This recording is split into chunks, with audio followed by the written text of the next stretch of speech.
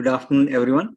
Live from Silicon Valley, California, this is Success Sadhana. My name is JM, and I welcome you all to a program today where we continue a series, Nectar of Relationships. Today's session number 3. The topic is Detoxifying the Heart, Overcoming Negative Emotions. With our speaker today, Vaish, a veteran Bhakti Yogi, author, and Power Monk. There are 15 members on Zoom and 10 members on Facebook. I've got Kaylee helping me out in managing social media today. Good afternoon, Vaish. Welcome back to another episode of Success Sadhana. Thanks so much, JM. It's really good to see you. Good to see everybody. And I'm excited about the topic because almost every one of us, except for those, I don't know if anybody in solitary confinement is listening right now. Probably not, because they don't avail them to many devices in there. But we all have relationships. And according to the Nectar of Devotion, which is a summary study of one of the ancient wisdom literatures called the Bhakti Rasamrita Sindhu, with the key word there called rasa, or taste, or nectar. It's all about relationships. It's not the money. It's not the fame. All those things are empty. In fact, I heard a famous person recently referred to fame as the cesspool of fame. Really what satisfies us is our relationships when it comes down to it.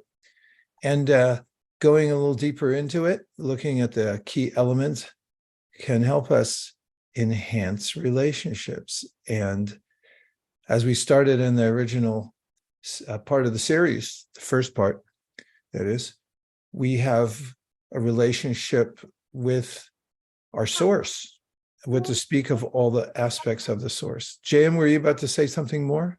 I have this uncanny sense when you're about to say something. No? I just thought somebody, I think, left unmute and there was some background noise coming in. I see. Okay. All right. Well, let in all the background noise you like today. It's a free room. And make yourselves comfortable. And we'll just have a conversation. I do have a few points lined up, and hopefully some of them will be helpful to you. They've been helpful to me, thinking about it and writing it. That's my first motivation, is my own improvement, self-improvement. And let's start off with a little bit of meditation this morning. What we're going to do, at least what I'm going to do, and if you'd like, you can follow along, is I'm going to put on some music in the background. I'll sit up a little straighter than I was a minute ago.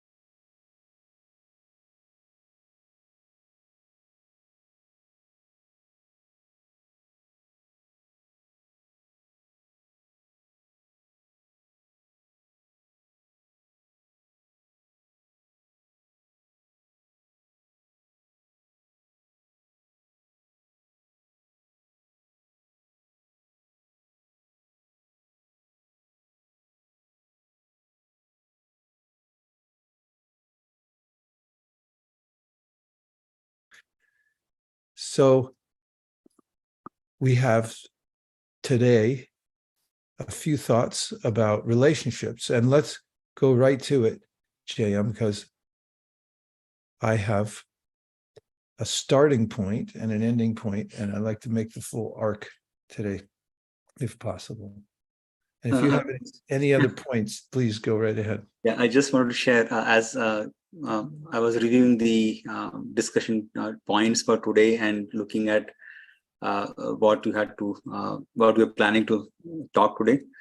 I was expecting maybe, like there are this typical top 3, top 5, like some life hacks, etc. you might be sharing. Then I saw you only are going to make one point, and I realized actually that's true. That's the essence point. That's the source of all the other problems. So I was really happy that how today we are talking about the root, the essence of all of them. So thank you for sharing that. So with that, I was just happy looking at how you are crystallizing it to the root essence today. Yeah, thanks, Jam, for that observation. I think that sometimes when I'm writing, I start thinking that what is the main point here? In fact, I'm always thinking like that. And it's helpful for me to come back to what I'm actually trying to say and taking one point and realizing how it can go. We can go into it at depth. So I plan to make more than one point, but it's based on one principle for sure. So let's look at the first slide. I'd like to see our jumping off point. I like to see what we advertise today, so I don't make false advertising. Success sadhana. Okay, sadhana comes from the root word sad, which means success itself, and it also refers to those who are engaged in a practice to improve themselves, sadhana. And success sadhana means, it's almost redundant, but it's kind of nice because it sounds like we're practicing to have success, succession, a succession of improvements and so forth. And your daily success simplified. Yeah, that's what we hope to do. So today is detoxifying the heart, overcoming negative emotions. This is one of the main points given in the wisdom literatures, that the heart is the seat of emotion. It's also the driver of our chariot. What's the chariot? It's the body.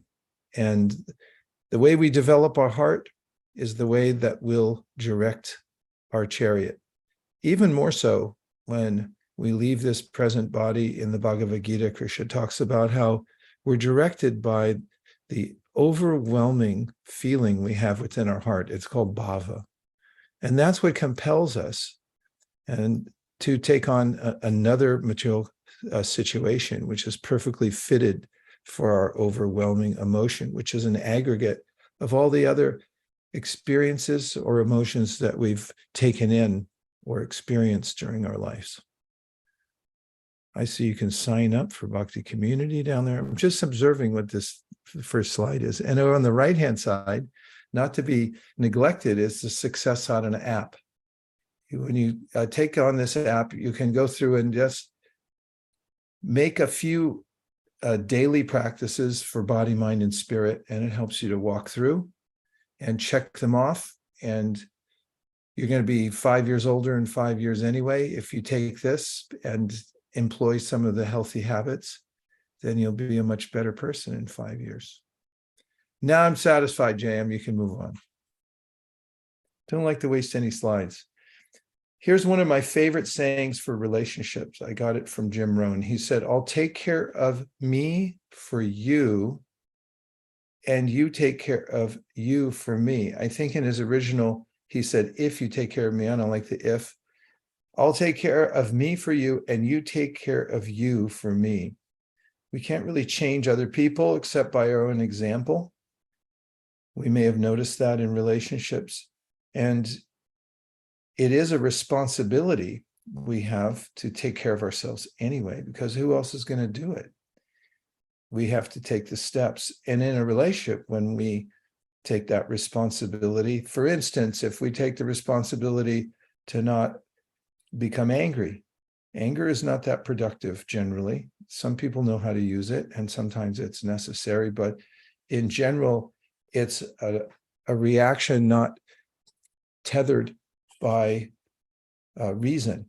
The more unreasonable or the more emotional we become, and anger is a very consuming emotion, then the less reasonable we are. And oftentimes when we act in that space, we jeopardize our relationships. True or false? What do you think? If you get angry, suddenly it just wells up. It's not like you thought about it and you said, I'm going to express a little anger as tough love towards somebody in order to help improve the relationship. It's not like that. It's that all of a sudden you felt annoyed or super annoyed, and all of a sudden you became angry, and then you and then you said something and it mean, is it helpful to you, or do you often find that it's destructive? These are terrible questions I'm putting forth. They're not that helpful. That obviously they're rhetorical, and I was trying to make them into something you could vote on, but just consider it. Any times that you've become angry, or you've read about people becoming angry, you've seen somebody, it's unseemly. Someone becomes angry and you think, oh no, save it, and don't hurt yourself with that fiery energy. So there are ways that if we prepare ourselves in relationships to not overreact, to deal with them, one of the ways that I've found that's helpful is to decide ahead of time in any given relationship, whether it's a business relationship or personal, spiritual relationship, to not make ultimatums. The mind has a tendency to go towards ultimatums, and that is, if you don't do this, then I quit, is the basis. I take my, as we used to say, I'm taking my bat and ball and I'm going to go home. And nobody else can play. Not me, not anybody else. There's a way that I want things. My ego wants it my way. But if I resist that and examine, okay, the mind wants to make an ultimatum, I'm not going to. I'm going to work around it and see, is there a nuance here? Is there a way that we can work together on this? Is there a way that I can be tolerant for a while and get more information and see what's going to actually happen or what the person intends? Don't overreact. Don't become angry. Don't make an ultimatum. These are examples. There are myriad ways that we can prepare ourselves for relationships. And it's noticeable the difference, the improvement that takes place when we work on ourselves. I may think, oh, this person is unreasonable. Well, what about me? Am I being annoying? Am I being intractable? Do I overreact because I'm overfamiliar with the person, and so forth? So working on oneself, if I take care of me for you, you take care of you for me. This is a healthy approach to relationships. And if it's understood also in the relationship that this is what we're going to do, there's a way that both people in the relationship can not only benefit themselves, but have this agreed upon approach that is very healthy. Okay, yes. So healthy relationships begin from inside our own hearts. Agree? If you agree, give a appropriate emoji. Emojis are now legal in Canada. Anybody's in Canada, just keep that in mind. If you vote here, okay. MJ gave a thumbs up. We got Shankari Kaur, Pradeep. We have Rajesh. We have Kennedy. Okay, thanks everybody for agreeing with me. Healthy relationships begin from inside our own hearts. So we react to the situations in the world according to the way we are. And this is basically a summary of what I've been saying in the last few slides. There is a state of heart that we can develop, and it requires some practice. And when we apply ourselves to sadhana, a set way of improving ourselves, and we try to what we call purify the heart. So there's a phrase given in the ancient wisdom literatures, vidhu noti.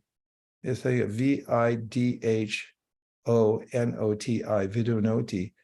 It means to sort out what's in our hearts. And an example that's given, in fact, it's an uncanny example because there's a device that's used in cleaning cotton where you put cotton on the top of these cords that vibrate, and it separates the chafe, the impurities from the cotton, from the fluffy cotton itself. You've heard me say that before. I just like saying fluffy cotton, so I guess I say it a lot. But there's a way in which when we have the right vibration in our life and we have a clear idea that we are to work on ourselves, and when we work on our hearts, we can work on this principle of vidunoti, sorting out what's important, what's most valuable to me, and taking away all the superfluous so-called values that I'm holding on to. So there's ways to do that. There's yoga, meditation. This is very effective ways. One of the teachers of Bhakti 500 years ago, Sri Chaitanya Mahaprabhu, also AKA the Golden Monk, had talked about how when you take spiritual vibration daily into your life, you have a practice yourself where you take time, like we did at the beginning of this program, to consider high-minded ideas and also mantra, taking in a vibration that comes from a higher stratum. Yes, I know that sounds fantastical, but you have to test it for yourself to see if it works. There are different kinds of vibrations in the world, and the vibration of mantra, said the Golden Monk, purifies the heart. He said, Cheto darpana marjanam. He gave this analogy: a heart's like a mirror. It gets clouded or it gets dirty, and then you have to clean it. So there are ways to clean it. He said, best way is through this higher vibration of the mantra. So anyway, healthy relationships begin from inside our own hearts. There's no fix when the heart is disturbed in a relationship. It has to be clean and peaceful for us to be able to relate to others, and not just a loving way, but even we have to be to be civil. We have to have a clean heart. It may be a problem in the world today. People's hearts are disturbed, so they treat each other in beastly ways, actually. It's disheartening, isn't it? To see how people treat each other. And of course, you can search history and find that humans tend to have these very strained relationships at times. But nowadays, maybe it's just the enhancement of seeing everything all at once on social media, but it does seem like there's some room for improvement in the world. What do you think? A little room for improvement? Okay, I'll start with myself. All right, let's try the next slide.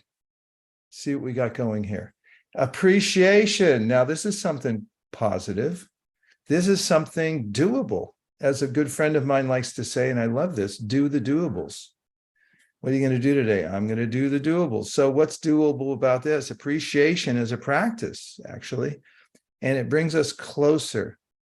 Envy separates us. I don't know where you get these slides from, JM, but they're fantastic. I love this. So there's a way that when we learn the art of appreciation, which isn't hard because by nature we're appreciators. We're little parts of the whole. And when we look back at the complete whole and appreciate that it's magnificent, it's magical, it's miraculous. Einstein once said, you can see everything's a miracle in this world. There's not one thing that isn't a miracle we can appreciate. And then envy. What is envy anyway? Envy, according to the wisdom literature called Bhagavad Gita, it starts with this, but there's a definition of why we become envious as icha, dvesha. So there's these two concepts. Icha means I have my own personal desires the way I want things. I have my own demands, and they conflict with others. The first book I ever read on economics said, economics is a study of scarce resources and how we divide them up, and the law of supply and demand and so forth. I want a certain resource, somebody else wants it, and therefore there's a sense of perhaps a conflict. And then dvesha, it's actually cognate with the English word twice. Dvi comes from that Sanskrit, dvesha. It's just an inflected language. So you get dvesha means that you see duality. When you don't recognize that We all live downstream. Did you ever see that bumper sticker? We all live downstream. It means whatever we do comes back to us too. And, when we don't see that, when we say, I'm separate from everybody else, as long as I'm good, it's fine. Everybody else can suffer. This is not an enlightened attitude. I mean, I hate to say that, but it's quite common. So icha dvesha. And envy is something that we can look at very carefully as one of the elements that can creep into the heart. And when it creeps into a heart, it's poisonous. It ruins our relationships. Let's see if we can investigate it a little further. There it is. Start an envy detox. First thing is know thine enemy.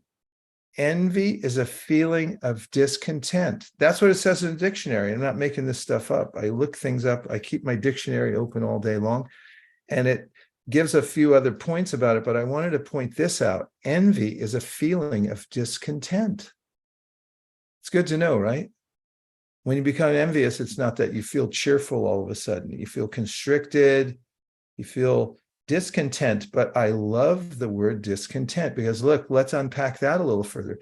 Discontent, to have or hold something contrary to one's well-being. So we have content. Let's go back to the heart. Remember, we saw that picture of the heart. Obviously, we saw it a couple slides ago, and then there's a way in which that's where we keep all our content. And if the content is correct, then we'll feel, wait for it, content.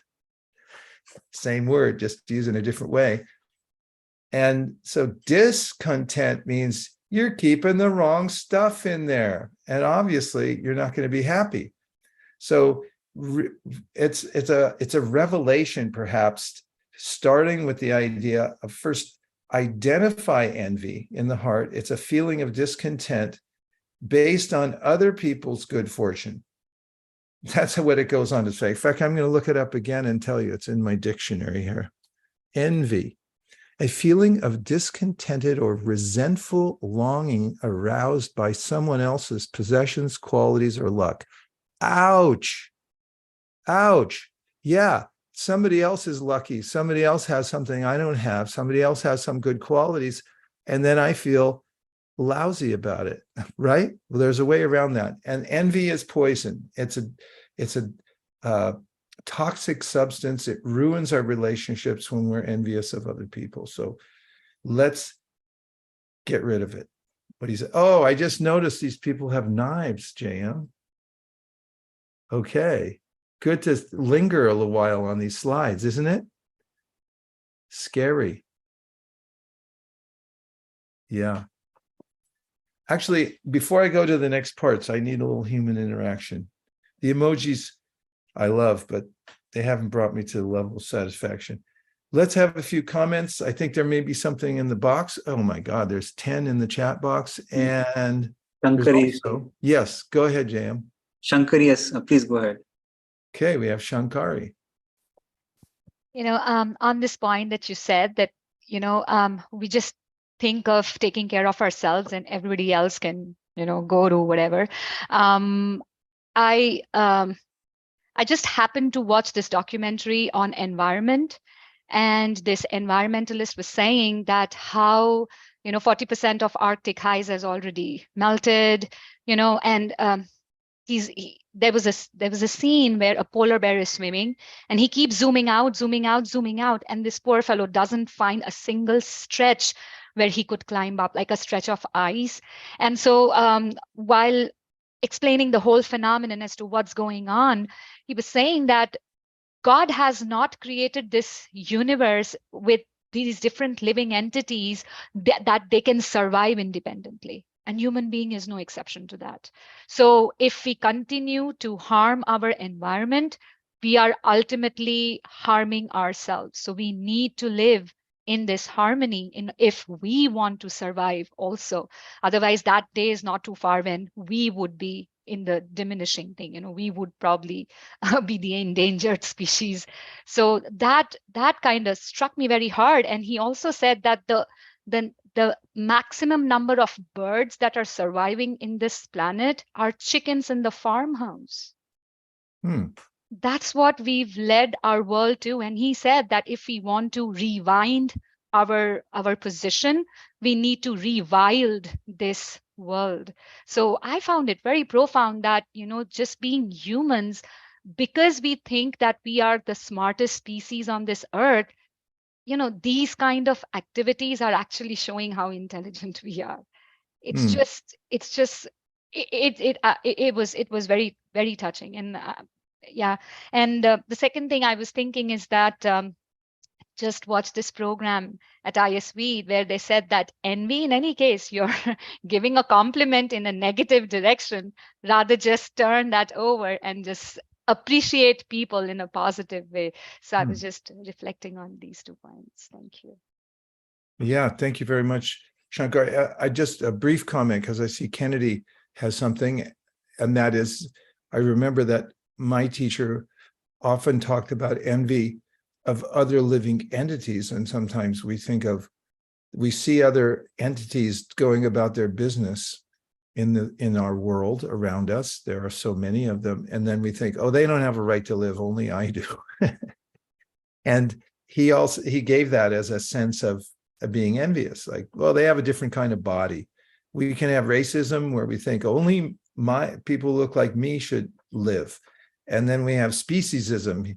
He indicated that, we have to be careful. There are also living beings there. They should also have a right to their own space and so forth. And that envy of them can lead to a discord in the natural order.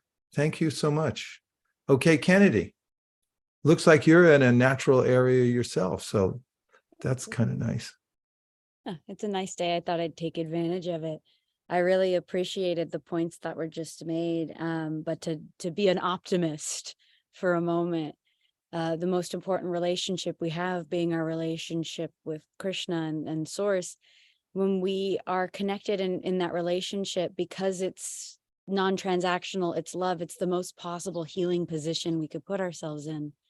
And because he is unlimited in his capacity, we become unlimited in our capacity to heal. And then once we've gotten to the position of being healed enough, then to continue to expand. And when we're locked constantly in envy with other beings, and we don't recognize that as finding fault within ourselves and seeing that as, instead of recognizing our shortcomings as a way to strengthen ourselves, even trying to admit that as a weakness, that pulls us so far back in our position to be able to have a healthy relationship. And with not making ultimatums, it reminds me of how black and white our mind is. It's this or that. It's, this didn't appear exactly how I wanted it. A, B, and C are perfect, but D just, it was a little off, and now the whole thing's ruined. It reminds me of when I go to the grocery store. I never thought about this until my friend brought it up, but the eggs, white and brown eggs, are always sorted. They all come from the same chickens. Mm. Our mind likes seeing things in that kind of a position. We like the order and the organization. And we're so easily disturbed. We even go on social media and see the highlight reel of people's lives. And then we get disturbed when we see someone say, the next thing you scroll on is, look at this polar bear trying to find ice to swim on. We're not currently in a position where on average we've allowed ourselves to be healthy enough to live in the dualities of this world and to even take responsibility for our hand in them. But I think that these teachings are what can get us there. Yay. Thank you very much, Kennedy. Very interesting observations about Icha and Dvesha, and also that human beings can be self-correcting. We just have to think about it a little bit. Yeah. JM, is there anything in the chat? Yeah, a few things are rolling in. One is, yes, Jesus, you take care of you for you might work better for some people who get angry frequently.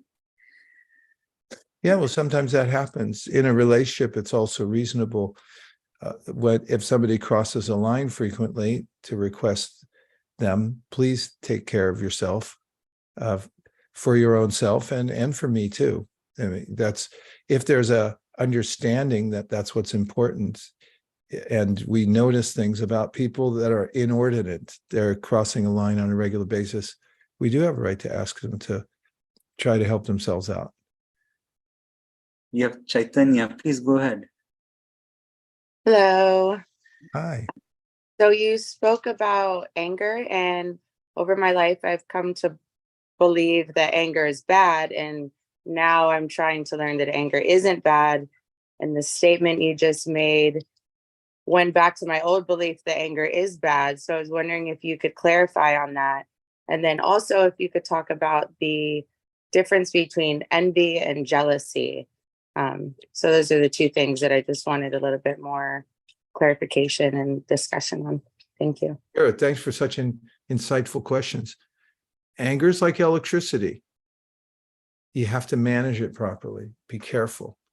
When I was in India recently and there was some problem with the circuit in my room, I noticed that the electrician came in and he put some bricks on the ground to stand on because he had bare feet. And I was thinking, bare feet, electricity, but he was standing on bricks. And I realized that's the Indian way, at least in the village I was in, of dealing electricity. And most people have to be certified before they climb up on, no, I mean, everybody. If you're climbing up on high voltage line, to deal with high voltage lines, you need a lot of training. You also need all the equipment to insulate yourself from it. You don't just go up there and start hacking away. And it's the same thing with anger. We have to learn how to manage it properly. So I like to say, and I agree with you, you can go back and forth, is it good or bad? It's an energy. According to the Bhagavad Gita, it's an energy. All energies can be used in service. And however, caveat, there's a way in which anger, we tend to lose anger and then claim later, I meant to do that. So I've also come over to your side of the side you said is anger is not so good because of the fact that it's so hard to manage. And unless you've got all your certificates in order, you went through all the training and you're totally certified to deal with anger, don't pretend like you can climb on a high wire and deal with it. That's how I look at it. And let's see, Jan, what was the second one? It was such an excellent question, and I got so absorbed in the first one. Chaitanya, what was the other question? It was envy and the difference between envy and yeah, okay. I like to put it like this. Envy, jealousy. Jealousy is envy light. Just like Toronto is New York light. So there's a similar idea to it, but it's a little softer word, that's all. Envy is, bang. And jealousy, yeah, I'm a little jealous. There's not much difference in the etymology. It's hard to make the distinction, so that's how I like to make it. somebody once told me that envy meant you wished harm onto the other person, but that seems like such a thought out feeling, it just envy, I think what you said connects more because envy just feels a little bit ickier.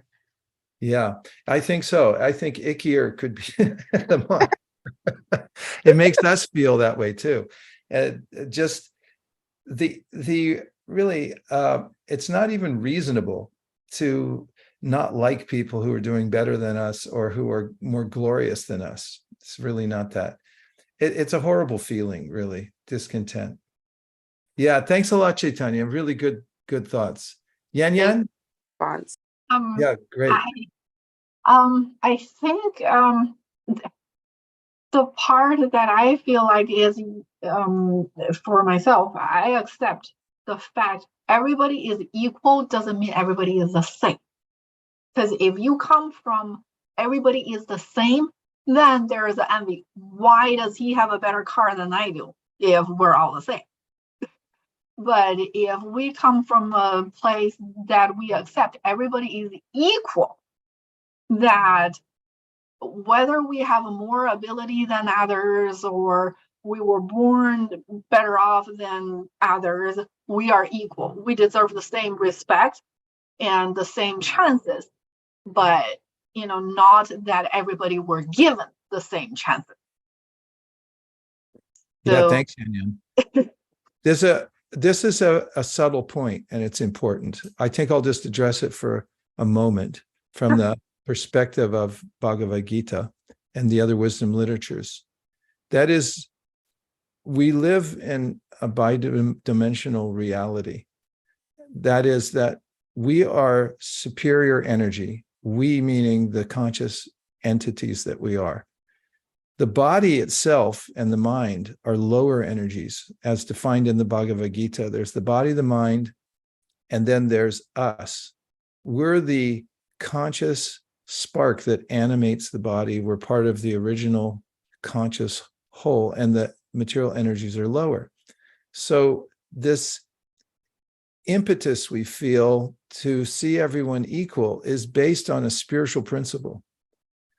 And the fact that we all have different bodies, I think, goes to the point that, yeah, there's differences, but we're all the same internally, in that we're all the same quality spiritually. Externally, you can't find any person that's the same as another. In any species, that everyone has some noticeable difference. In fact, in my name, the Sanskrit name Vaisheshika, everyone calls me Vaish, but it comes from a root word in Sanskrit, Vishesha, which means specific. And one of the principles that it points to is there's no one particle in this universe that's the same as another. They're all unique. Everything's unique here. And in that sense, different. But there's a uniting feature. We all come from the same source. And spiritually, the very essence of who we are, we're the same quality. I think it's such a nice point, Yan Yan. Thank you very much. JM, let's go on to the slides, because I'm burning up the clock like never before. That's not true. Okay, let's see here. We need some tools. And here are a few tools for detoxing envy. First one is very helpful to me. I've used it many times.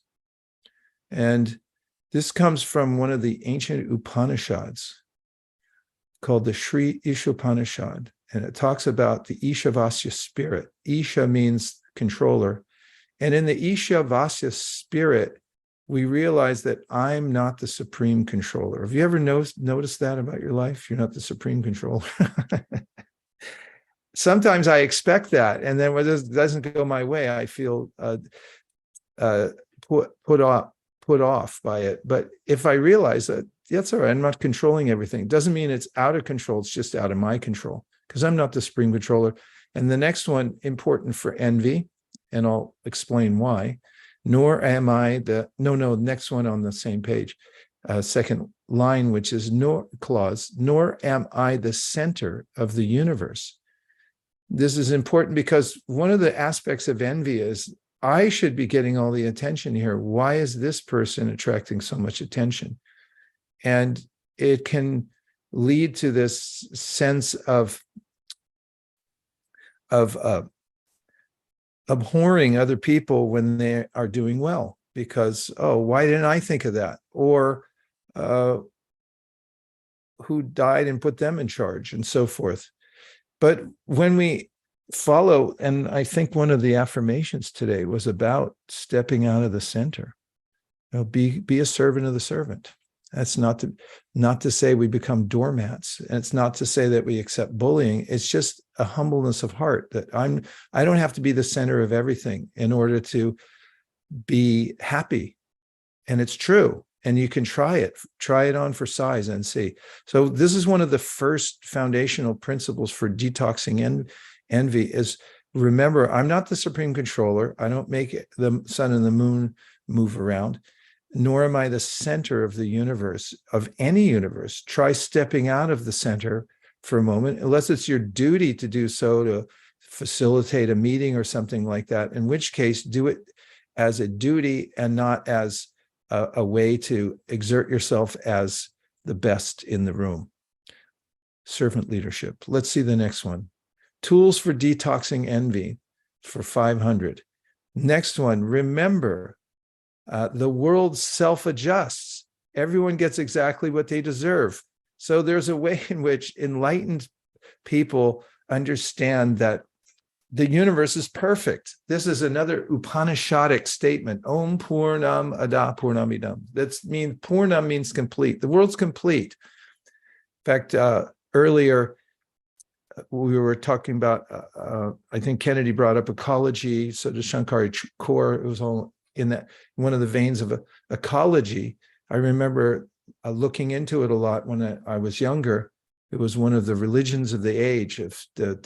We even had a symbol for it that we'd wear on our jackets and so forth, and talk about ecology. It's a noble cause. And it was an understanding of how nature is self-correcting.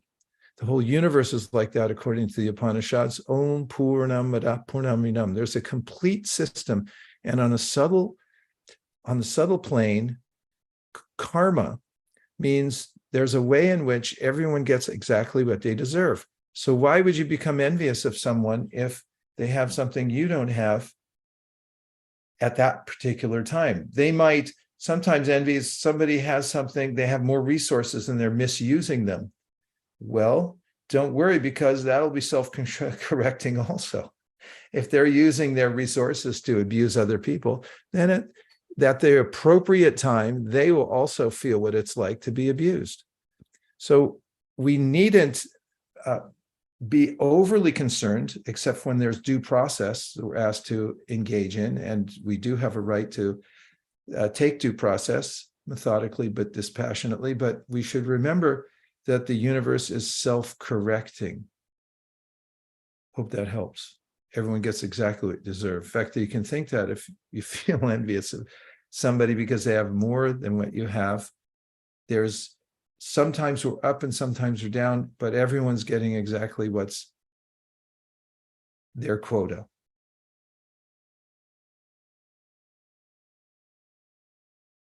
Here's another one to remember. It's counterintuitive, but if you try it on for size again, you'll notice it doesn't feel so bad to give others credit where credit is due. Envy may lead me to feel, oh, this person's getting credit for something that they did, and I may be resistant or hesitant to acknowledge them or appreciate what they've done, because I think that takes away from me. But this principle, you never lose credit by giving credit where credit is due, is something to be experimented with. Sounds dangerous, doesn't it? Give credit where credit is due. Like, what about me? How is everyone going to notice me? Well, when you appreciate others for what they've rightly for what they've done, then there's a way in which you don't lose. You don't lose credit by that. Yan Yan. No, I just wanted to say it's easy to find fault in things because we live in such an imperfect world. But it is an art and a practiced wisdom to appreciate things. And the only way I feel that I can deal with envy is to appreciate what you have. And also, if you look at somebody more successful than you are, appreciate you have the opportunity to know such a person and approach them and say, hey, I noticed that you've been very successful in this area.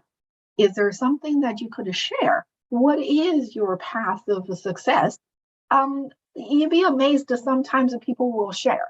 Sometimes what they share may not be exactly what it is. However, if you find that's something that you haven't been practicing, that you learn it and you better yourself, prepare yourself for something in the future.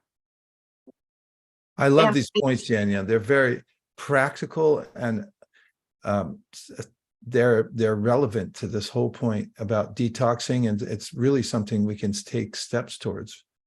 And actually, you're going to be pleased when you see I've incorporated some of what you said in some of the next slides just coming up. Oh, thank you. Here it is. Next slide. You see how prescient you are? Appreciation is a wonderful thing. It makes what is excellent in others belong to us as well. This is from the philosopher Voltaire. And this is one I like to keep with me. It's on a little bracelet, put it around my neck. Appreciation is a wonderful thing. It makes what is excellent in others belong to us as well. We can keep that in mind, especially based on what Yan Yan was just saying. There's a way that when we envy other persons because of their good qualities or their accomplishments, we don't get any of that. It's unavailable to us when we envy. We essentially put a force field around us that prevents us from absorbing their good qualities. But if we're able to rise, and it really is an evolution, to rise to a position where we're able to appreciate others, we're not envious of them, you just think, oh, amazing what they're doing, and appreciate it. Their qualities enter into our hearts. It's almost like, what do they call that? When you do on the iPhone to your Mac somewhere? Airdrop. Airdrop. It's an airdrop. You got somebody else who's got great qualities. If you want to airdrop those qualities right into your own heart, just appreciate them. It's a simple principle, but it's not so easy, especially if we have this toxic substance in our heart called envy that blocks all the good qualities of others. They're just not available to us. It goes back to that earlier slide about the two people connecting and one just angry outside. And I actually have a good story to share. This is real life. It's unbelievable. So there are three of us. We all started like co-workers, about a similar position. We're all going out lunch and all everything. And then over the years, we kind of climbed different career paths. And this one person was very successful. And then this other one was kind of like, why this, I would just say B doesn't talk to me. This is a C talking to me. I'm A. And I'm like, I don't know why he wouldn't talk to you. That puzzles me. I mean, how would I know what he's thinking, right? And this C would not let go of that idea. He was so super hurt. And he's like, well, B think that he's so-and-so, he's better than us and blah, blah, blah, blah. And I got so angry. At that point, basically his envy, his toxic energy pushed me away because I'm like, oh my God, I never realized this guy could get so, this person could get so angry and so toxic that there's no reasoning with him. And I'm like, I'm shutting down because I don't need this. So yeah. That's the perfect illusion of that, the three-finger picture is. Yeah, it kind of goes back to the way that these negative emotions, they block our reasoning and so forth.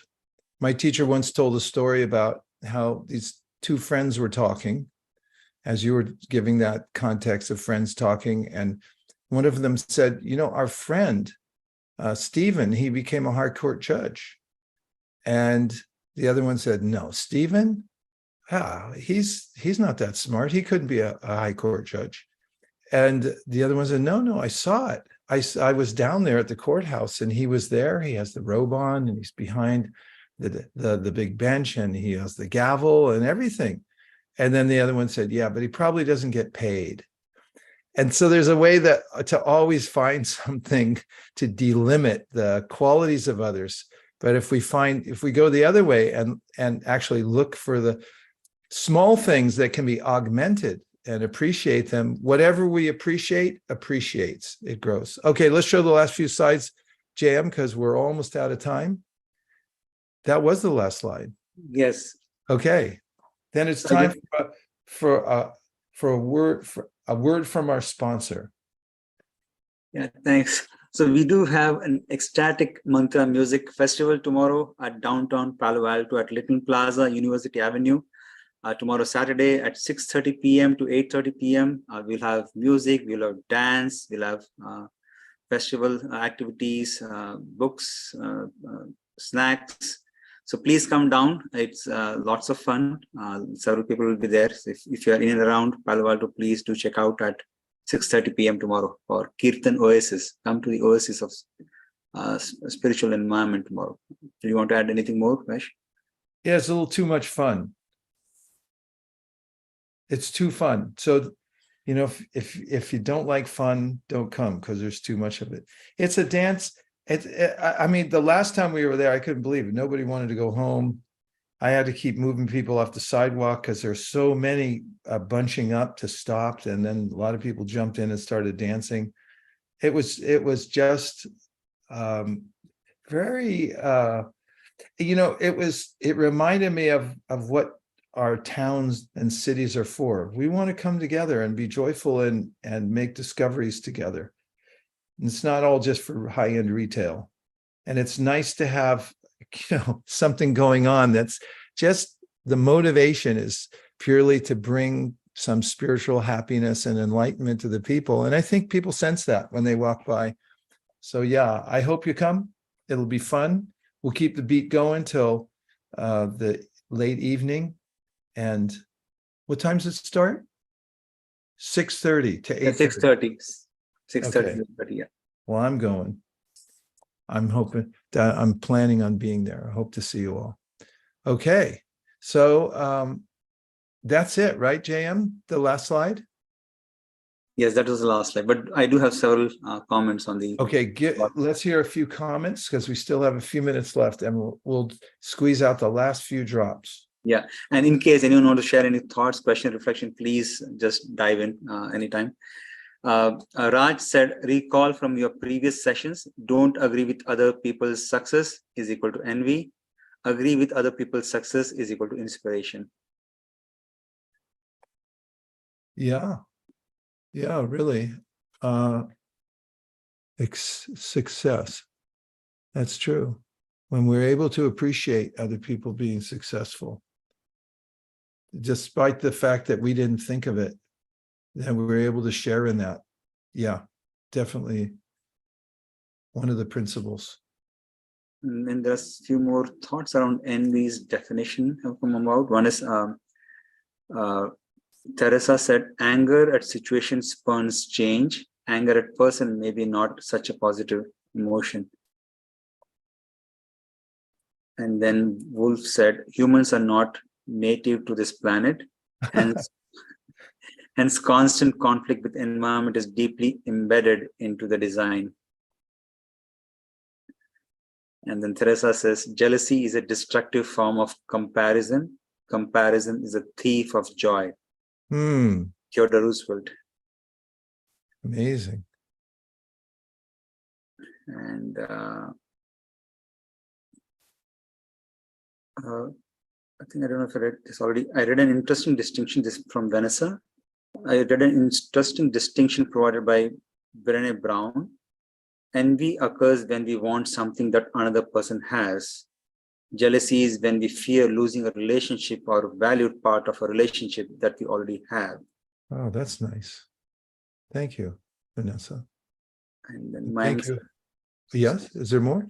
Yeah, Mayank said, when we are envious, the first symptom is us to do fault finding. Oh, that's a good guideline.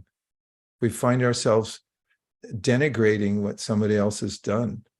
Then we might notice it from our speech that, oh, why not change that? That's one of the disciplines of the tongue is if you don't have anything good to say, don't say it at all. Unless it's your duty to point out mistakes somebody's making and they signed up for it and they signed it in triplicate and said, you can instruct me, then don't make it your business. And Kennedy shared, I was once told, whatever qualities we recognize in others, we have to first recognize in ourselves. The envy we have for others shows the healing we need, and the appreciation we have for others shows the love we have. And then Shubhadra says, I just realized there is an element of victimhood in envy or jealousy. How so? Of course, that's a big topic, so I'm right at the end. We'll have to carry that one over. But it reminds me, since we're at the top of the hour, and it was quite a shock to me, I got a telephone call. I didn't know where it was from, but it was from out of the country. It was from the Himalayas. Can you imagine? Somebody heard about this show and they said they wanted to call in and they wanted to tell me that it's true that these yogis high in the Himalayas, when they're out foraging, they do see one another. They have this tradition of putting their arms high in the air, palms forward, and they call out this phrase, Hari Bol, which means keep the vibration going. You all want to try it before we go? Yes. Hari Bol. Haribol! Haribol! Haribol! Haribol! Everybody, see you soon. Thank you.